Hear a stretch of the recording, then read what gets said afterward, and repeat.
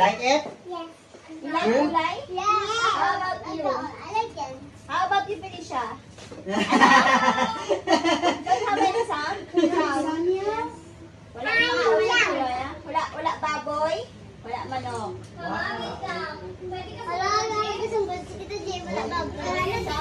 Hello people! Merong kondisyon dahil pupunta kami ng Oma. No pork, no meats, kaya gulay na siguro muna. Yes, we are so excited. Dahil matagal na din hindi kami bumisita sa bahay ng aming grandparents. Kaya we have 2 nights para mag-spend doon. Kaya let's go! Go, go, go! Gia!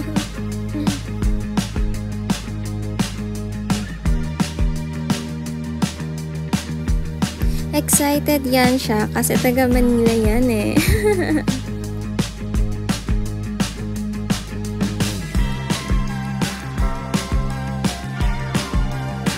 Habang palapit kami, unti-unti nang lumalabas ang mga tanawin na mas namimiss namin.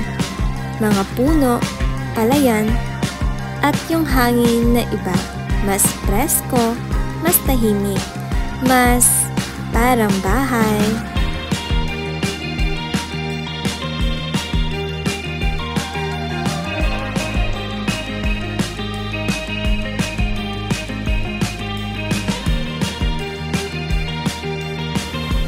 Andito na as in Parok 6. Yes, kung saan belong yung bahay.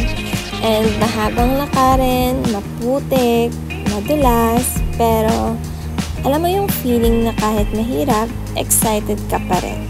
Kasi bawat hakbang, mas papalapit ka sa lugar ng parte ng childhood mo. So, we're here! Aba, may chismis agad. Eto naman si Mama, chismosa din. Yung paano makinig eh.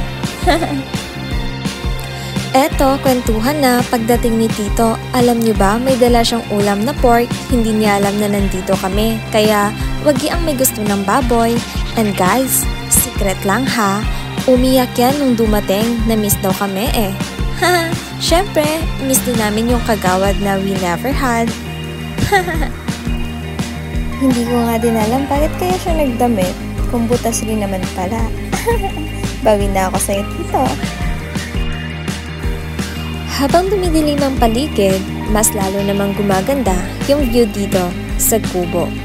May mga Christmas lights na kumikislap. Parang bituin na bumababa para samahan kami. Simpleng hapunan lang pero puno ng kwento ng tawanan, ng feeling na ang gaan ng buhay. Alam mo yung moments na hindi mo kailangang magsalita ng madami? You just sit there, eat, and suddenly, everything feels right. Ganito kami, ganito ang sanay. Salo-salo. Walang arte, walang kailangang patunayan. At sa gitna ng katahimikan, mas mapapaisip ka. Minsan pala, the best memories come from the simplest nights. Ang sarap sa puso na kahit busy ang mundo, babalik at babalik kami sa ganitong simpleng buhay. Pero teka lang, bakit kaya ako may shade sa ulo? May araw pa ba?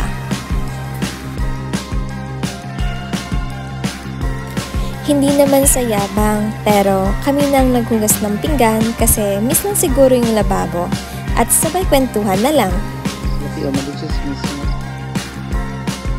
At pagkatapos namin maghugas, hindi namin namalayan, umabot na pala kami ng 1 AM, kwentuhan pa rin kasama ang tita at tito.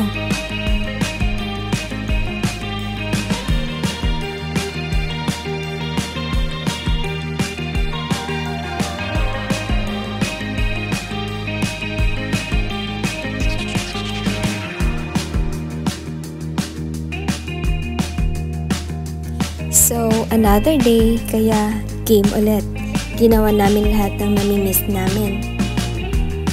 Yan ang almusal namin, kamoting kahoy. Tapos, pinag-initan kami ni Lola ng mainit na tubig dahil ang iba magkakape at nagmamaylo. Ganun pa rin naman si Lola, maalagain sa mga apo niya. Boy, ano ba ito dyan?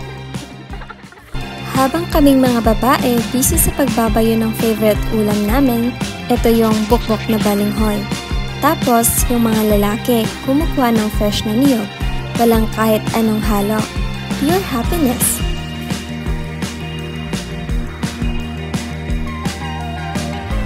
Sobrang saya lang at ang swerte kasi meron pa kaming babalikan katulad neto.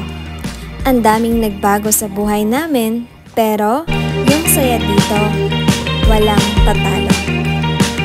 See you sa part 2!